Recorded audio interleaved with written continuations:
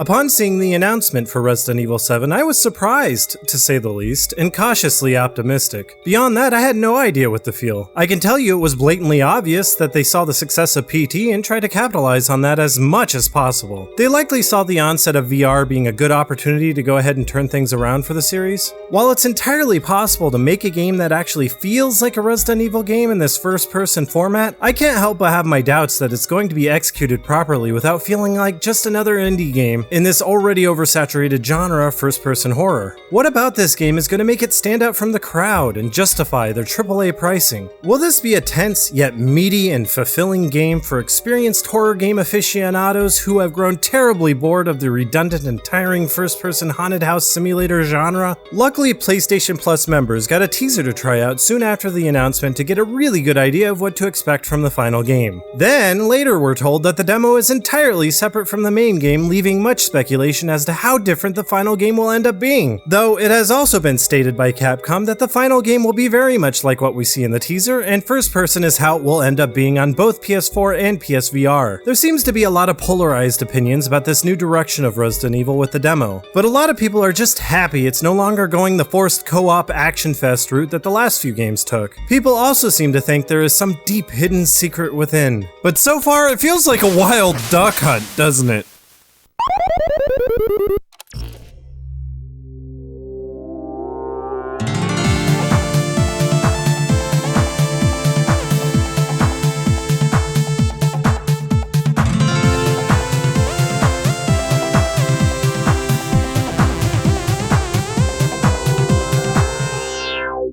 The developers and PR for Resident Evil 7 are stating frequently that now the series is finally going back to its horror roots. I was hoping they would say that. Actually, no, I hate when developers and media say that now. There's this negative connotation associated with this phrase to gamers because now we know when a company says that about a game, they're usually lying. They're really reaching, stretching to substantiate their claims. Granted, they do say they are going back to the series' horror roots, though. Though, from what I've played of the teaser, the game being psychological and paranormal and set in the first person drastically changes the horror to not be at all like the series' horror roots. Can we all just tell the industry to stop saying that phrase? They could just say we're returning to horror, isn't that great? Saying something about a series returning to its roots implies that A, you've done wrong and you're doing everything to gain our trust back, and B, you've lost complete track of what those roots were at some point, and C, you're probably not going back to the roots. And Capcom trying to pull a parallel between the creepy and foreboding door loading screens of yore and the style of this first-person view in the game is really grasping at straws to legitimize themselves. So let's just pretend it's not going back to any roots, and rather just acknowledge it is certainly going back to horror. The fact of the matter is that Resident Evil 7 is completely flip-flopping from a high-intensity action genre to, from what I gathered in the trailer and teaser, a slow burn atmospheric horror. While it is confusing as much to my senses as it is to my ovaries, I can't help but think they couldn't possibly go in a worse direction than the one they were originally headed in with RE6, right? If you really want to know how to make a modern game that goes back to the roots of Resident Evil, take a look at The Evil Within. That game is a perfect example of how to make something truly scary with plenty of action elements. I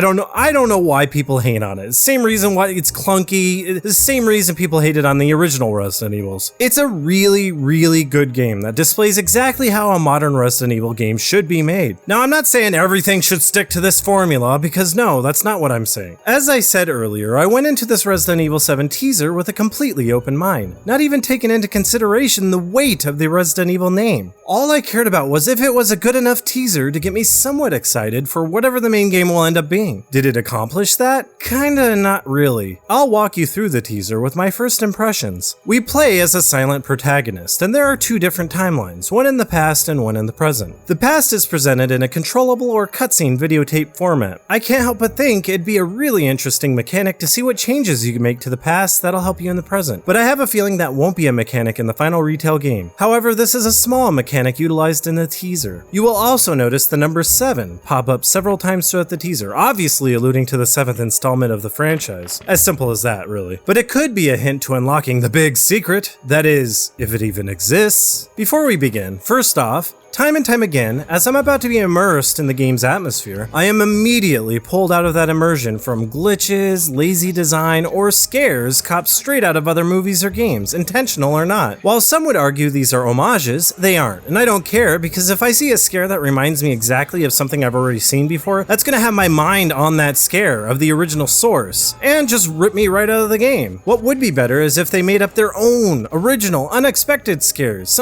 something that isn't copped straight out of a B-horror movie. The point is, a game relying so much on immersion should do whatever it takes to not pull you away from that. Yet it does so frequently. Perhaps they were hoping VR would do the immersive work for you, but that's just lazy. Now, I understand, this could just be me, and me being the nitpicker I am, but I do want to express my full opinions and enlighten you a little. Yay, just for fun, I'll display counters for each time I'm ripped out of the immersion.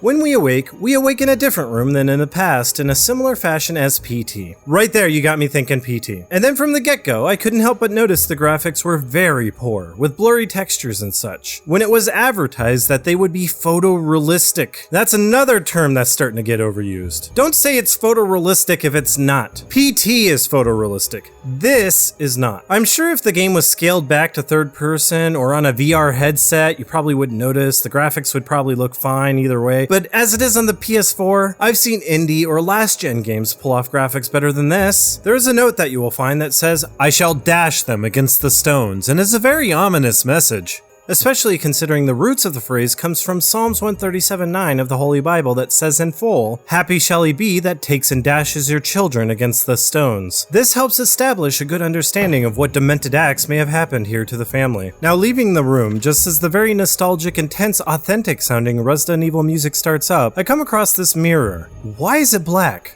I believe the roots of this black painted mirror has symbolic meaning. It is a superstition that if you paint a mirror black and put it at a tilt so you don't reflect yourself, you can see the spirits from the other side. Nonetheless, it's a clever way of getting out of creating a reflection. Then I turn into the small closet to find hanging paper voodoo dolls that seems just like something right out of the Blair Witch Project. I would also like to note there are 7 of them, and the boarded up door in this closet space has 7 wooden planks nailed to it. Same goes with all the boarded up doors. Wandering out of that area, the paintings and photographs all throughout the home do help build the setting a little and may allude to some other symbolic meanings, though probably not the scenic pictures, and there are a lot of those. Really, there are just a few portraits here and there, and this spooky painting of a woman with a bag on her head. That suggests something ain't right. All the while, you hear random footsteps shuffling throughout the house and strange sounds that make it feel like someone is constantly following you. So I head upstairs and find some mannequins that are turned away. Now, I saw them turn towards the character in the trailer, so this scare was a little spoiled for me. After hitting the button and glancing over, indeed, they turned towards me. All the while, I'm thinking condemned criminal origins. I'm pulled right out of the horror. Even while I turn around for this little spook that corroborates my thought even further. This could just be a coincidence, as the game may take some inspiration from a short Polish horror film called The Club of the Laid Off. Making my way down into the kitchen area, I notice from afar there's a lot of good detail, with the light streaming in and the state of the kitchen looks really convincing. Photorealistic?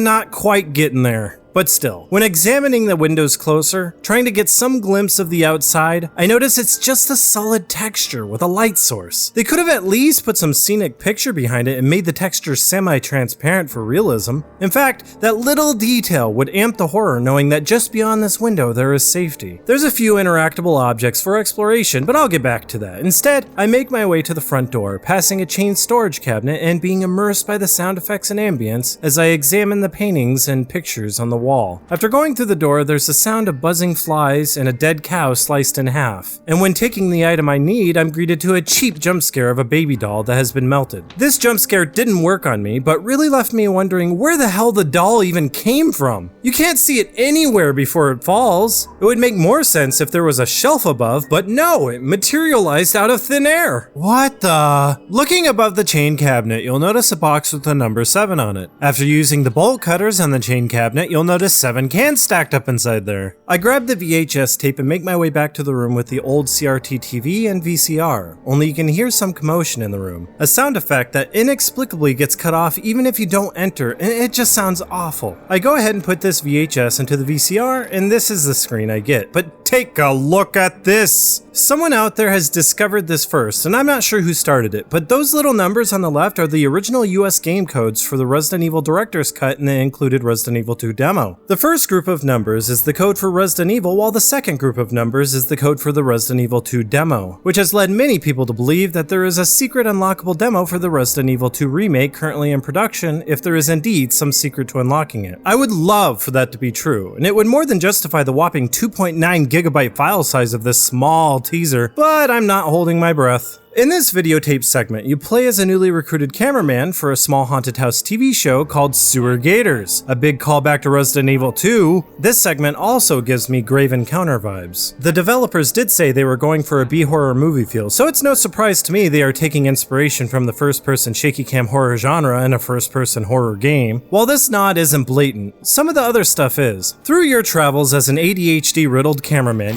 New guy?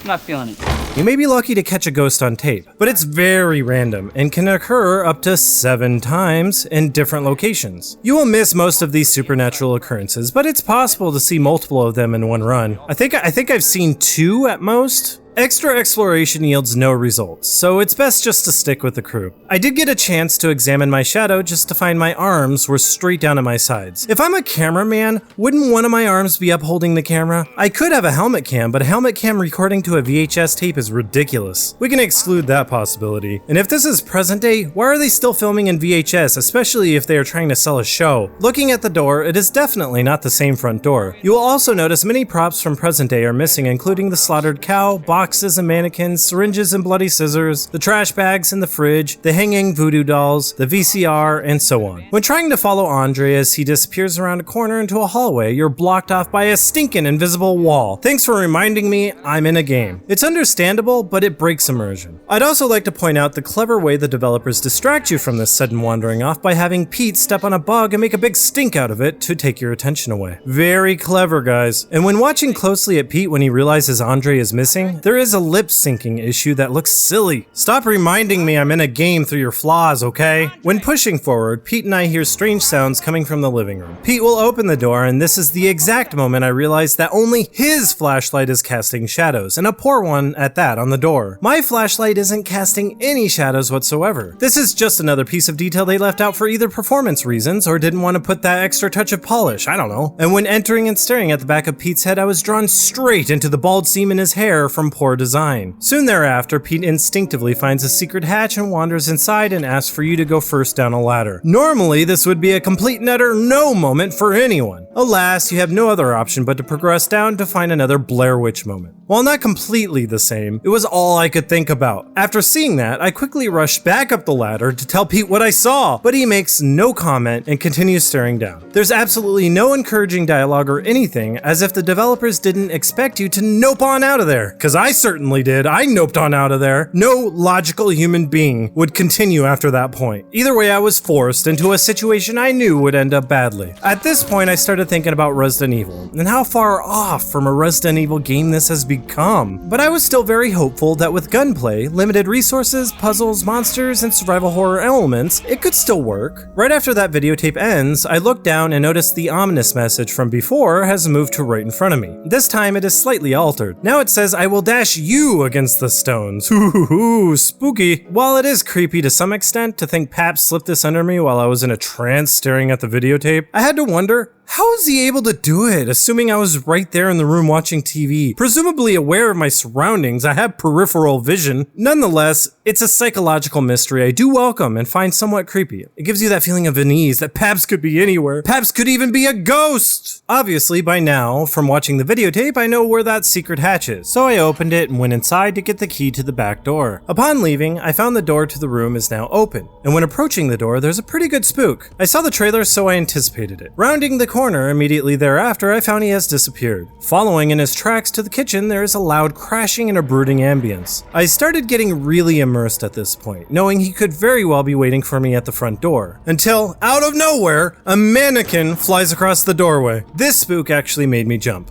It set the right level of tension. It didn't pull me out of it and succeeded. Though I am going to take a little bit of credit away from this, because this wasn't the first time a random object materialized out of thin air just to jump scare me. Before leaving, I went to all of the examinable objects and tried to find all that I may have missed. I looked in the fridge to find several trash bags that weren't there in the videotape segment that instantly led me to believe that maybe these bags contained Pete and Andre. Well, that's pretty creepy. And what are they doing putting spaghetti in the fridge? That makes no sense. You could put dead bodies in the fridge, but spaghetti? What? Also, I decided to open the microwave to find a cooked crow inside. Then you can go and turn the water off. Not sure that's why that's at all important, but it's good to save water. In crossing the room, I noticed a drawer that was empty and another drawer that was locked. I searched the rest of the house and figured that the third floor stairs would be accessible in some way. I did find the dummy finger, but I'll get into that later. Returning to where the mannequin jumped me, I cautiously turned the corner. I saw all signs were clear, but I still wasn't sure the game would let me off the hook so easily. I unlocked the door, turned to check my flank to make sure no one was following, then left just to be greeted to this.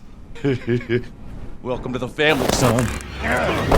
Oh, come on! You couldn't have possibly snuck up on me. Not only that, but that line? And the delivery of that line? It's so cheesy bad. It was cringeworthy. But then we get to see the aftermath of what happens to Pete, and it ends on a very cliche freeze frame. One of those cliche freeze frames I have seen in so many movies. I do like that they are using this generation's B-horror movies as influence, but I'd rather them not just outright copy like this. I know I said it before, but I mean, all these B-horror movies are copying each other anyway, so what's new? Then I sat staring at some Resident Evil Ambassador program advertisement for some time, which I ended up signing up for to see what the buzz was all about. It appears to be a survey gauging what Resident Evil fans like from other games, to what they expect out of a Resident Evil title, which I found extremely interesting.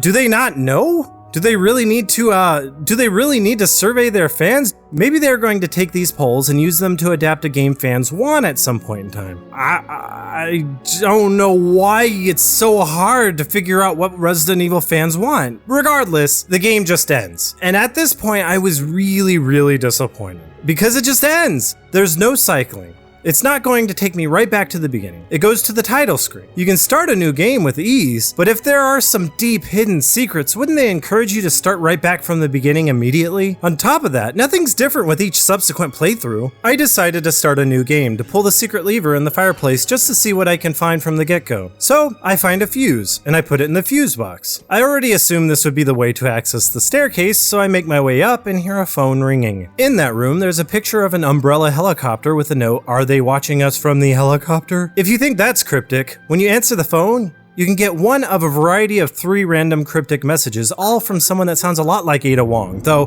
who knows, I'm probably way off on that assumption. Upon turning to leave, you'll get the second ending that looks a lot like the first ending with a punch to the face and that cheesy sounding one-liner. Yeah, so I was disappointed at this point. I really didn't know what to make of this teaser, and I still don't, but I did keep playing to see what I may have missed, and here are some of the things I have found.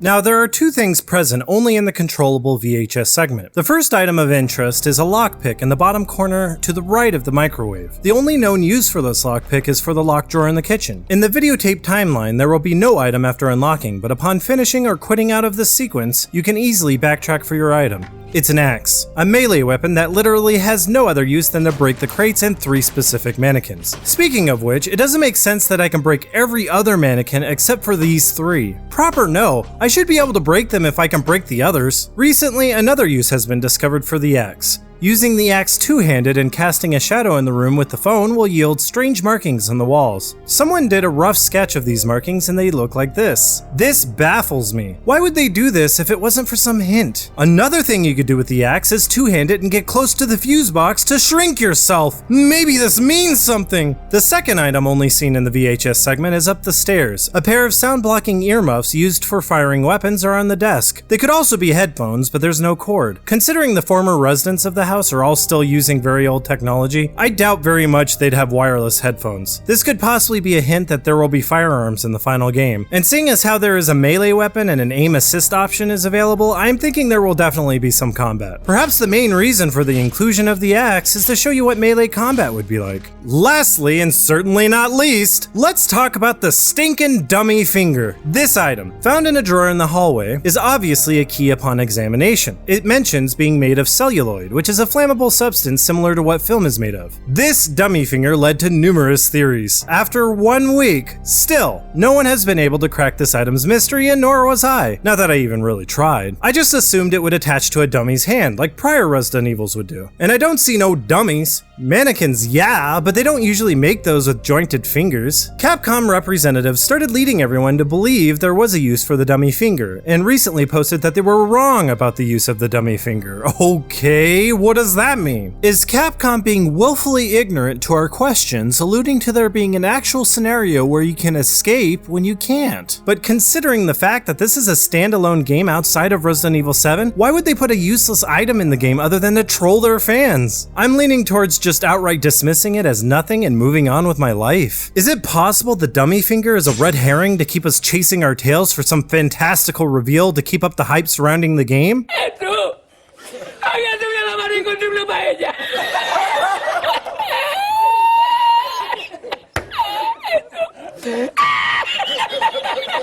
Y la encontré porque estaba la paellera agarrada metida entre las piedras de chipiones del faro. Llegaba el agua hasta el restaurante.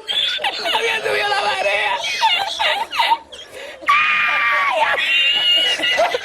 What people are forgetting is that this isn't PT. By no means. Don't treat it like PT. If it wasn't for PT and its insane amount of detail and depth, do you think people would still be playing this demo trying to unlock mysteries that were never promised? Not many! Let's all just admit Resident Evil 7 is completely ripping off PT to try to cash in on that success. There's no doubt in my mind that Capcom added many elements to the short teaser mirroring events from PT. It wasn't until 2015's E3 that Kitchen was showcased as a VR-only tech demo. It's obvious they were planning this as the next Resident Evil title because of the subtle 7 in the title, but it's also obvious that they were developing it with VR foremost in mind. Because of this evidence, I am pretty sure that Kitchen was always meant to be a tech demo for Resident Evil 7's RE engine. Have we just seen the Silent Hills of virtual reality? Not many people have reported on this, but Sony have a secret game on their stand called Kitchen. Kitchen is a horror game by Capcom. There's a guy who looks to be dead down to my left when I start playing, and there's a video camera pointing right in front of my face. You can knock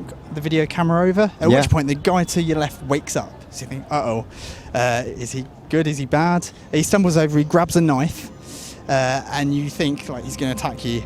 But he doesn't, thankfully. He's a friend, so he says, hold up your bindings, I'll cut you loose. So I'm holding my hands up in front of my face, and he's sawing with his knife. And what we got in Beginning Hour was a souped-up version of that tech demo with a few extra psychological twists. So, that's it. I don't know where people get the idea there are 4 endings in the teaser because there are only 2. The 3 phone call variations don't count as separate endings. And what gets me the most is that there are still people working non-stop and around the clock trying to crack the code of the Resident Evil 7 demo, assuming there's a code to crack. I find it ridiculous. Even today there are people still trying to figure out what the dummy finger does, and in doing so, getting hundreds if not thousands of views in their live streams.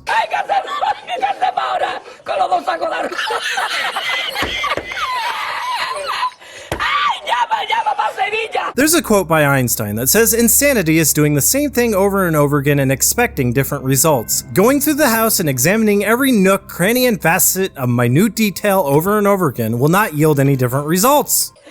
Me convirtió la... Me cobró a 520. The community has done nothing but uncover several glitches and imperfections in doing so, only showing off more of the issues contained within this teaser. Physics-based objects will mysteriously disappear and reappear when shoving them from one room to another. Sometimes they'll flat out go through objects like doors and walls. You can completely avoid the phone call ending by sneaking out of the room with your back against the wall. You can actually leave through the front door without triggering the ending, albeit there is an invisible wall, so you can't leave. You can get the 3rd floor barricaded door to disappear, but not the barricade. But other than all these glitches being uncovered, still, no one will ever find a use for the dummy finger. When all else failed, people started coming up with insane theories, like there being Morse code in a flickering lamp, numbers in the spider webs. Me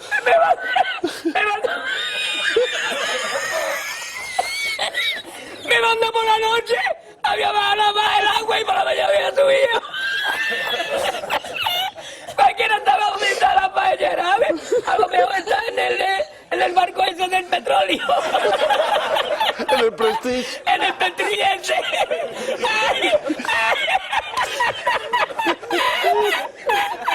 I haven't really been following much, but I know there's more. I can understand the compelling nature to want to find a golden secret because there are a few little things that lead you on to believe there's something more. And I do too have that inquisitive nature. But I think, honestly, everyone has given this game more credit than it's worth.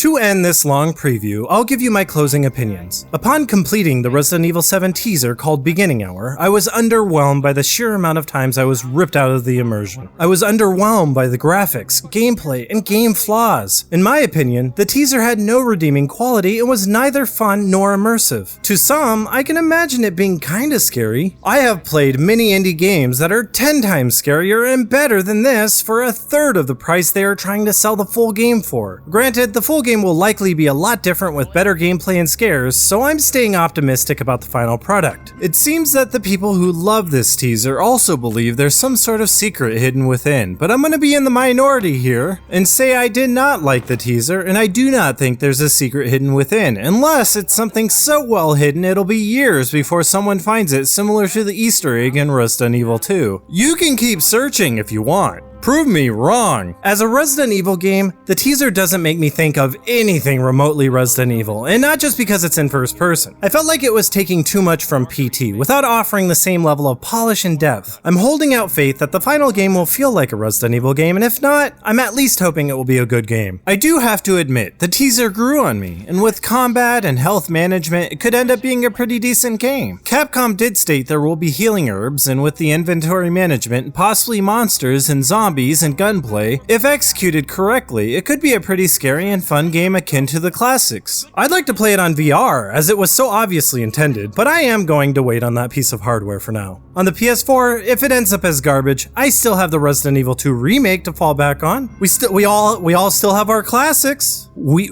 lived on even after Resident Evil 6, right? At the moment, all I can say is that I'm going to continue being cautiously optimistic for when the game releases in January of next year. Oh, and one more thing. Resident Evil 7 had one of the best industrial renditions of a folk song I have ever heard. I just can't get it out of my head.